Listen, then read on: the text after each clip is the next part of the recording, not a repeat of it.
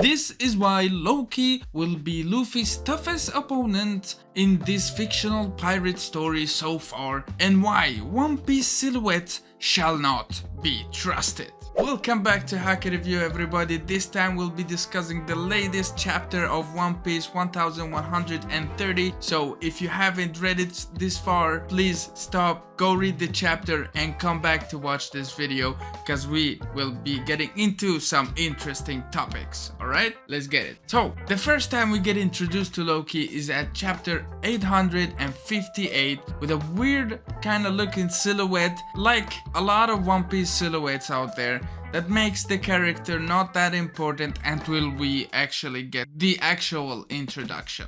Like we did for Kaido, for example. We got a weird looking silhouette thingy, didn't like care for it a lot, and then when we get boom! When we get the introduction of Kaido, you're like, god damn! This has actually the same feeling, the same vibe, but times by 100.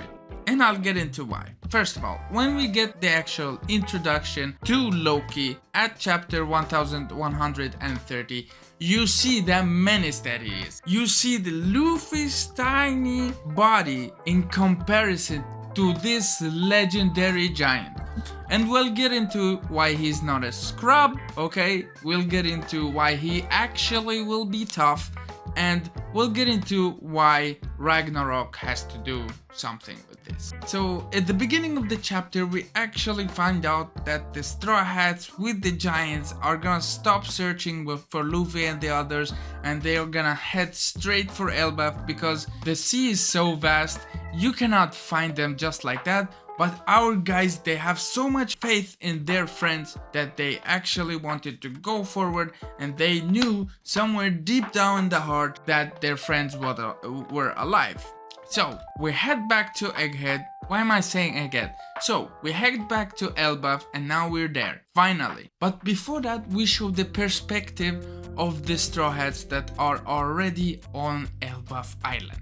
You see the first major panel of Elbaf Island and how it actually looks, the vastness of it, the hugeness of it. I don't know if hugeness is a word, correct me if I'm wrong, but it is enormous. Even the navigator Nami, when she's looking at it, she's feeling dizzy, and that's saying a lot, because she's supposed to be the navigator. She's supposed to be unfazed by these supernatural weather and mother nature of One Piece, you know. She's supposed to be unfazed because she can guide them through the winds, through everything with the ship. But now they're on this island, she's feeling overwhelmed by the enormousness, or I mean, I'm coming up with these words, the enormous, vast nature of Elbaf. So after Nami sees this whole entire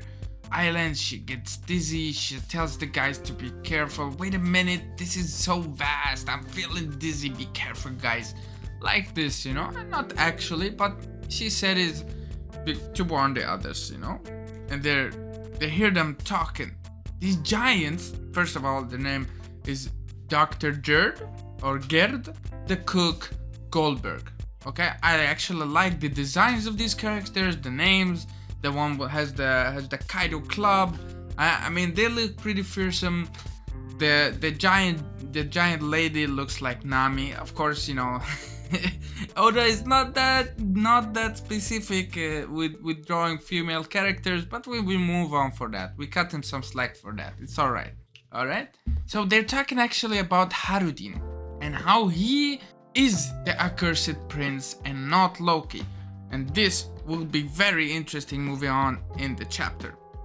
Because later on, when we see the other Straw Hats, they are actually speaking with another giant, a random ass giant, telling them the tale of Loki. Okay? And it goes like this. It happened a while back while the captains were away, Dory and Broggy. The king had another child known as the accursed prince. So the first child they named is Harudin. But there's another child known as the accursed prince. He committed all manner of evil acts, and he was sentenced to crucifixion a few years back, but nearly escaped. He nearly escaped the crucifixion. He nearly escaped it. It took all of the giant warriors to get him under control. Think about it, guys. Think about it. Okay, I know there's gonna be like BD Law and JD Legend hating on the giants. Of course, there are gonna be people like that. They hating on the giants. I now understand them because they haven't done a lot in the story. For example, Haridin was slapped by Gear Secando Luffy. So I understand why they're coming with this. Like, the giants haven't really shown any major feat in the story power-wise, you know? But we kind of knew from the beginning that they are very strong, that they have this oomph to them, but we didn't know really why, because nothing major strength-wise has shown by these giants so far in the story. And he kept telling them, first of all, Frankie is like flabbergasted. It took all of y'all to kick this guy's ass, and you couldn't even kick it out completely. Like, this is major stuff right here. And every one of them, they're like, what? How? Like, we've heard of that name, like Loki. He's got a few screws loose. They heard of that name because of Big Mom, and I will get into it a little bit later, just a little bit later. Okay. The story continues. His desperate desire for a legendary devil fruit that is passed down through the Elbaf royal line led him to kill his father, King Harald, and eat the devil fruit. So, major stuff right there. So he has that desire to annihilate everybody and take on that devil fruit. It says a lot about that devil fruit. It's kind of a situation where we have like a Blackbeard, where he killed Thatch to achieve this devil fruit. Now this guy killed his father to achieve that devil fruit. Okay, either we don't know if his father had the legendary devil fruit. We don't even know what the legendary devil fruit is, but maybe he had it under his wing, or he had it someplace only King Harald knew of it. But then he killed his father and took it and ate it. Okay, so now if Loki were to be freed, he has the power of that legendary devil fruit. Okay, let's continue.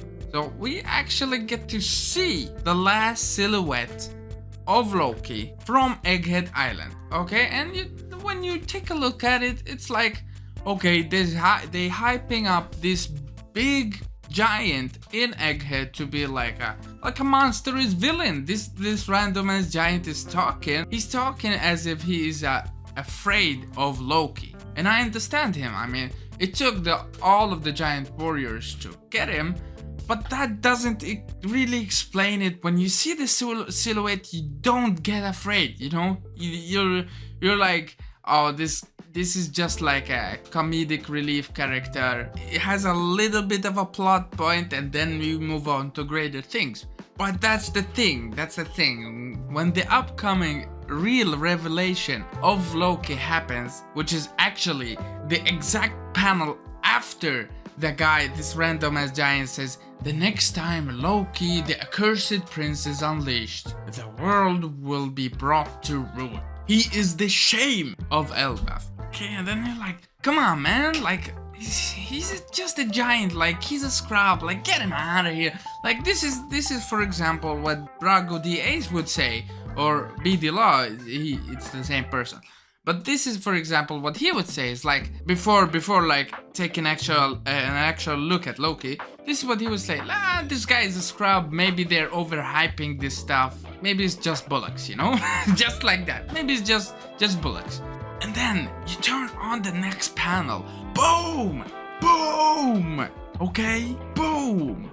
This giant is enormous, and his character design makes you feel the chills all over your body. It's like you have to go read the statement about Loki again, and then come back to his introduction and see his character design and feel all of this stuff that the giant felt, the random ass giant telling the story. You know, this is actual crazy. And I will be getting into Luffy in just a second, because before that, when we were at the giant rope, the giant slope, the bridge, Luffy, Zoro, Sanji, all three of them felt like a chill coming into their body. Like, what was that roaring? Like, that feels really bad. And you know, Luffy and Zoro wasn't the only two that felt it, because clearly here Sanji's like, I'm not going. I'm not going to explore that feeling. I'm not going to see where it comes from. Let's just stay together and find our way back to the Sunny or something. They have no idea where they are. You know, they're on this giant bridge and they want to get across, so the other giants, if they come back, they don't see him. Okay, and Luffy's like, yeah, I don't care what you guys saying. I'm actually going. I'm actually going to that tingling feeling, and I'm gonna see where it comes from and why it got me feeling like this. This is all metaphoric, you know, because I'm not quoting per se Luffy, but you know, I'm saying it in a different way. Zoro's like, yeah, I'm with you, let's go. And Sanji holding him back, okay, is like, you're not going to any forest in the world alone. Okay, that's so funny. Okay, that's really funny. Of course, Zoro, he would be lost, especially in this enormous country. He would be lost, and we will never find him again. And Zoro would, and Luffy would have to find another swordman. You know, I know we have Brook, but another like strong swordsman. Because Zoro will be lost forever. Plain simple. So Sanji holds him down, okay, and Luffy jumps off the bridge. Under the bridge, there are a lot of wolves, and it's like, who cares about the wolves, you know? Only Usopp and them. But yeah, Luffy wasn't feeling the wolves, he was feeling something beyond that. A few panels later, this guy was telling the whole Loki story, and then BAM! You see the Loki sitting like this, all chained up, what it seems like sea prism stone, because these chains are not shaded or something, they're white, and sea prism stone is white. So you see this enormous panel of Loki, and the design is so like, it makes you feel some like Kaido-ish way. It makes you feel fear, it makes you want to shit your pants, and I'm kidding, but Luffy, in comparison to Loki right here, just by looking at this panel, if you go like, Luffy could take him, you're tripping, bro. You tripping, bro. Like, for real. This is like probably the first giant in the story we see, and we're known of that to have a devil fruit, and not to mention like a legendary devil fruit. Okay, like, how hard will this stuff be? Actually, from this panel, this will be Luffy's toughest opponent by far. How it's portrayed by Ichiro Oda. Like, if Oda just wanted to draw like a fodder character, he wouldn't have like been so precise about every single detail in this guy's like design. I mean, like, it looks like a menace, bro. Like, for real, when Loki says, I'm gonna be the one to destroy the world, I come into that a little bit later, because he says like, I will be the one who brings the world to an end. You believe him. If a guy like that tells you something as evil as that, you believe him immediately, because he looks like a menace. Now, an interesting thing that Luffy is he's kind of carefree here. He's kind of happy. He doesn't look intimidated at all. But I cannot like help the fact that I think if Loki is not chained right now and they went at it, Luffy would lose. Okay, that's the feeling I get, and that's why this panel is portrayed to be something great. That is why. Because you want to feel this like extreme fear for Luffy's life. But Luffy is like a pretty good judge of character. So maybe he got Luffy on that aspect as well. Because Luffy right here, he doesn't seem to be afraid. I mean, he's never afraid, but he kind of knows when somebody is like really strong and when they're not. Okay, so maybe this is like a Luffy versus Kaido situation where he overestimates himself and then gets his ass handed to him, you know? So maybe it's a situation like that. Name yourself, says Loki. And he's like, 俺はモンキー D. ルフィ、海賊王になる男だ. He's like, Loki's like, king, huh? King? And Luffy's like, where am I? Where am I? Who are you? And then they show the entire Elbaf kingdom, and it looks so incredible. Okay, like first glance, you don't even understand where is the island. Like this is like a tree. That is the first glance. Like it is so huge, bro. So huge. But then if you look deeper into it, you see like there are mountains at the bottom of the tree, you know, mountains and slopes and everything. There are winds and waters, and like this island is crazy. And there's like a giant sword piercing the tree, and you see it like come down through the bottom, you know, and somehow this has to like lead to Sky Island because this tree is so massive. Okay, maybe not the Sky Island that we know in Skypiea, but maybe another Sky Island probably. This is some insane stuff. Let me read it out for you. This is Warland Elbaf, Kingdom of Warriors, the most powerful nation in the world, which once lived and breathed warfare. Okay, I don't know if it's Loki saying that or is the narrator. I mean, it would be like, it would hit harder if it was Loki saying that. Actually, I think it's probably it is Loki that's saying that. And you kind of feel it, the most powerful. Now, is it just only because of the fact that they are giants?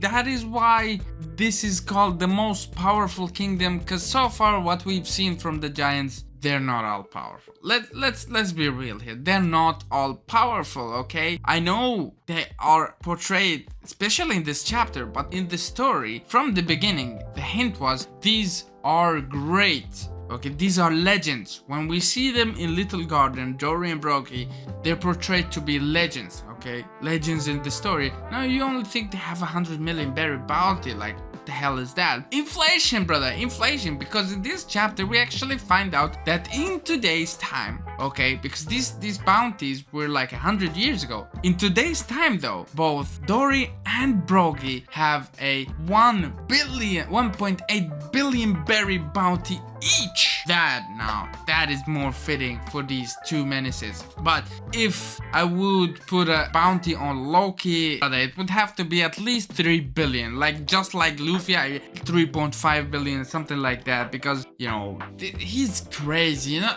there's never been ever a single One Piece character that you're like, oh, this guy's really bad, from actually only seeing the first shot. I mean, Kaido was like yeah, this guy's a menace, but it was kind of weird. He wanted to die and stuff. This guy, he just wants to kill you, you know. He didn't want to die. He doesn't want to do anything. He wants to kill you, wreak havoc, and destroy the world, you know. And I hope there is more to his character than this. But let me get back into the whole Cake Island, okay? Because why this guy is such a menace, why this guy is so powerful, okay? Why I know that is because Big Mom wanted her daughter to marry him. Think about Lola, the little scrub, Lola from Thriller Bark. Okay, Big Mom wanted her to marry Loki. Okay, now I get Lola for just escaping and getting the hell out of there, and don't want nothing to do with that marriage, don't want nothing to do with her mother, because Big Mom's like, if my daughter marries this prince, 100% I will be the pirate king. 100%, okay? Don't you think that has to do with how strong Loki is? And that legendary devil fruit? Don't you think that has something to do with that, guys? Like, for real.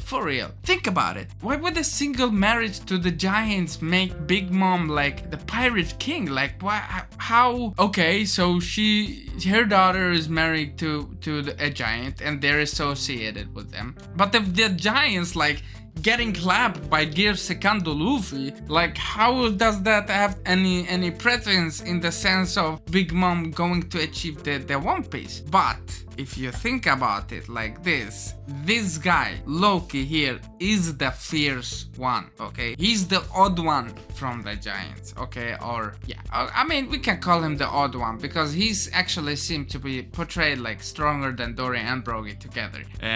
Yeah, so if this guy like for real. And I don't know if actually Big Mom knows about Dory and Brogy. We don't know that. But this guy, okay, with his strength and his devil fruit, I actually, if he teams up with Big Mom, like I actually seeing them, like for real, I actually see them being able to achieve the One Piece, okay? And I'm not kidding here, because they could probably take on Kaido then, they could probably take on Shanks. Like this guy, okay, as soon as I name Shanks, the world goes crazy. Oh, Shanks is the strongest. He's not the strongest. Okay, no.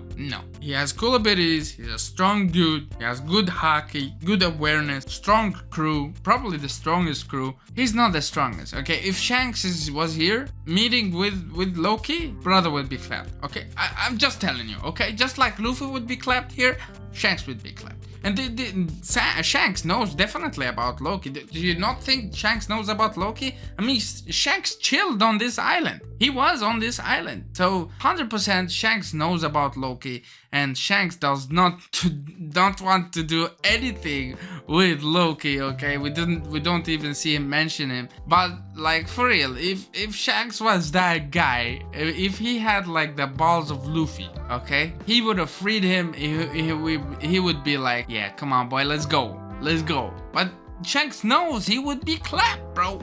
That's what I'm saying. Shanks knows he would lose this fight, and I hope Luffy knows he would lose this fight, because you can't have an incident like Ragnarok begin like this. Like, okay, I'll free you up, and then everything goes to ruin. Like, you cannot do that. You cannot do that. I hope Luffy is not that dumb, okay? I hope Luffy is smarter than that, and I hope he doesn't free him. I hope there's another catalyst to freeing Loki this arc, because this part of the giant warrior pirates that we see, these Brogy and not Brogy, what's the name? This like Gerd and Goldberg. That part of the giant warriors, they actually seem to like Loki, and they think about Harridan as their cursed prince. I don't know why. Harridan seems like a pretty good guy, but you know. So guys, I hope I made myself clear from this. I'm sorry that I'm a little bit weird with the English, but yeah. So anyways guys, I hope you enjoyed this video. I hope you enjoyed my explaining to Loki's introduction and why he will be the toughest opponent Luffy has faced so far in this story. If you enjoyed this video, leave a like, subscribe to the channel, and I hope to see you next time. Peace!